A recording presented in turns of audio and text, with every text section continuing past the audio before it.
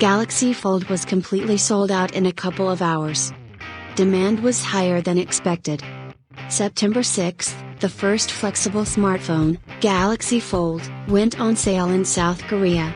The demand for the new product turned out to be so enormous that the first batch of folding devices was realized in just 2 hours. An impressive figure when you consider that the Galaxy Fold costs about $2,000. According to preliminary data, Samsung was able to sell about 1,000 Galaxy Fold, that is how much the first batch included.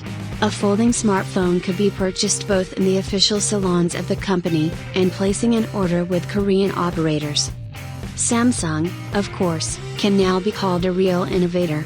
The South Korean corporation, in the past often imitating Apple, has now become a fully independent and autonomous figure. Of course, the development of the first folding smartphone was not easy. Samsung spent years of research and a huge amount of money developing a flexible polymer-based matrix and a hinge, the components of which resemble the mechanism of a mechanical watch. But in the distant future, all this can more than pay off.